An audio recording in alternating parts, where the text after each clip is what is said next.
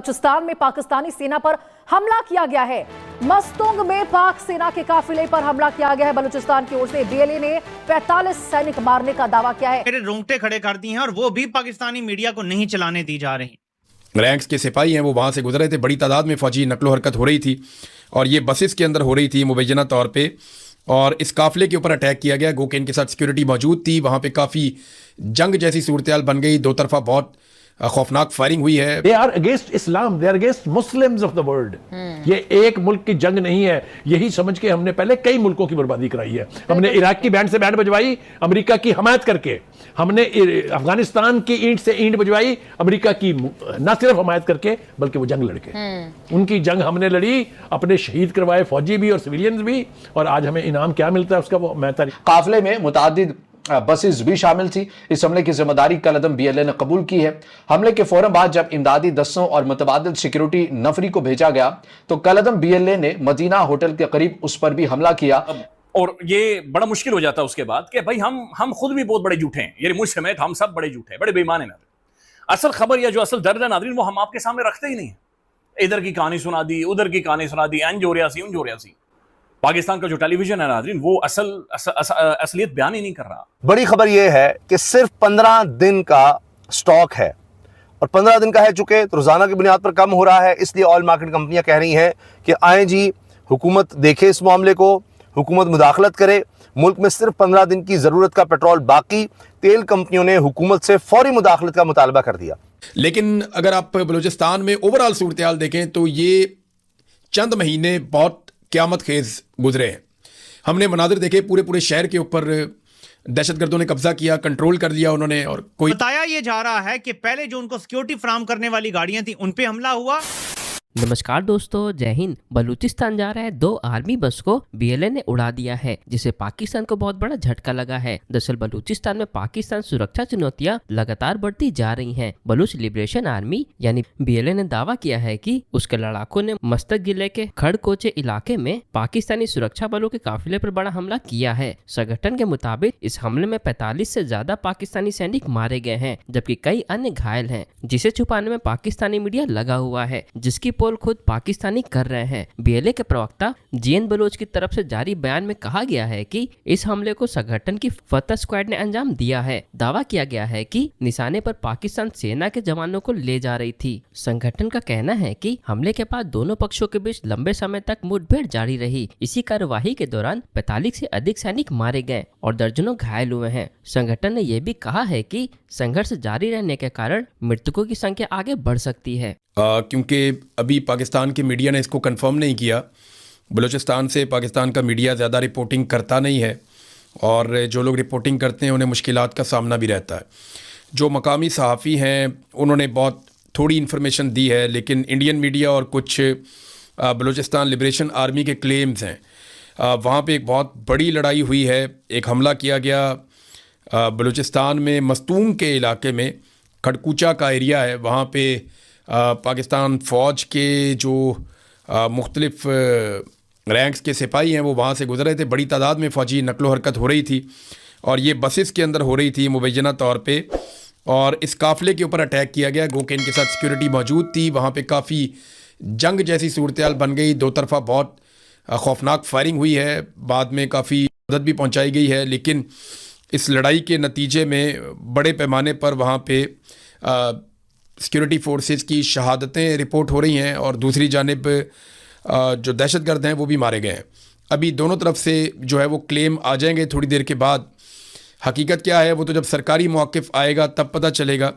लेकिन जो अब तक की हमारे पास इन्फॉर्मेशन है, जो इंडियन मीडिया ने रिपोर्ट किया, न्यूज़ 18 ने, वो तो कह रहे हैं कि 45 पाकिस्तानी फ़ौजी जवान शहीद हुए हैं इस वाक़े में, अफसोसनाक वाक़े में। बड़ा हमला है ये, और वहाँ पे जो अस्पताल है उसके अंदर एमरजेंसी भी नाफिज की गई है।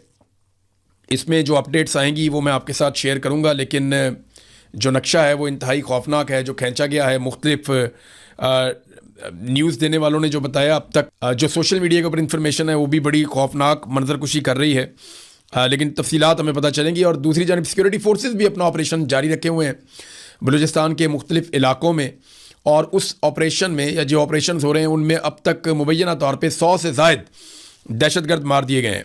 अच्छा, इसमें जो दहशतगर्द मारे जा रहे हैं उनमें BLA वालों से भी लड़ाई चल रही है, सिक्योरिटी फोर्सेस की, और TTP के साथ भी लड़ाई चल रही है, और दीगर अलग अलग ग्रुप्स हैं जिनके साथ लड़ाई चल रही है। अब जो सिक्योरिटी फोर्सेस बताती हैं वो तो ये है, लेकिन अगर आप बलूचिस्तान में ओवरऑल सूरत हाल देखें तो ये चंद महीने बहुत क़यामत खेज़ गुजरे हैं। हमने मनाजिर देखे, पूरे शहर के ऊपर दहशतगर्दों ने कब्ज़ा किया, कंट्रोल कर लिया उन्होंने, और कोई उन्हें पूछने वाला नहीं था। BLA के लोग आते हैं और वो पुलिस की गाड़ियों के अंदर गश्त करते हैं। BLA के लोग आते हैं, वो पूरे शहर के ऊपर कब्ज़ा कर लेते हैं, कंट्रोल कर लेते हैं, और सिक्योरिटी फोर्सेस उन्हें रोकने में नाकाम रहती हैं। वो दंदनाते हुए आते हैं, पुलिस वालों को यरगमाल बनाकर ले जाते हैं। कई वाक़यात हुए जहाँ पे पुलिस वाले बड़ी तादाद में शहीद भी हुए।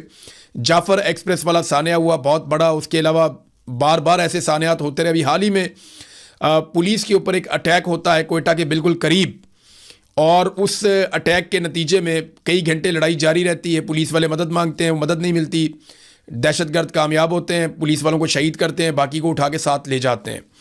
अब 5 लाशें मज़ीद बताई जा रही हैं जो मिली हैं, पहाड़ों से उठाकर लाई गई हैं, और ये कई दिनों से लाशें वहाँ पहाड़ों पर मौजूद थीं, और ये सिक्योरिटी फोर्सेस नहीं लेकर आई, ये मकामी लोग अपनी मदद आप के तहत ये लाशें नीचे लेकर आए।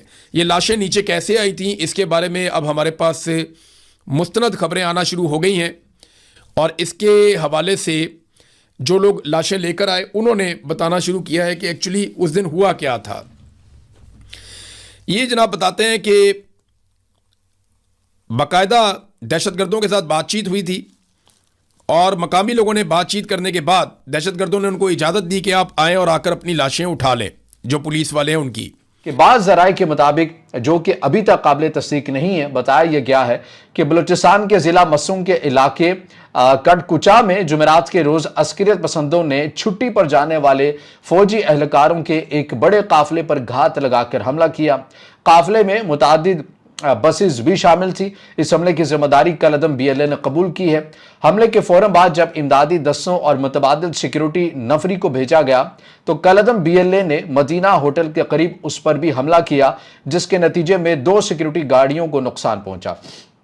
अब जानी नुकसान किस हद तक हुआ है, इसकी तफसीलात हमारे सामने क्या आ रही हैं। ये जा रहा है कि सिक्योरिटी फोर्सेस के 3 एहलकार शहीद हुए हैं, और जवाबी कार्रवाई में 7 दहशतगर्द हलाक हो चुके हैं, और शदीद फायरिंग और झड़पों के नतीजे में 2 से 3 आम शहरी यानी कि मजदूर भी शहीद हुए हैं, जबकि 4 बच्चों समेत 11 शहरी जख्मी हैं।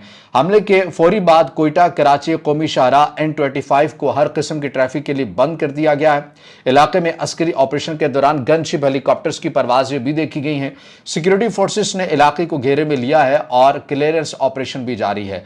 अब टीबी इमरजेंसी कहां पर नाफिज की गई, बताया गया कि नवाब गौस बख्श रेसानी मेमोरियल हॉस्पिटल मसूंग में हाई अलर्ट जारी किया गया।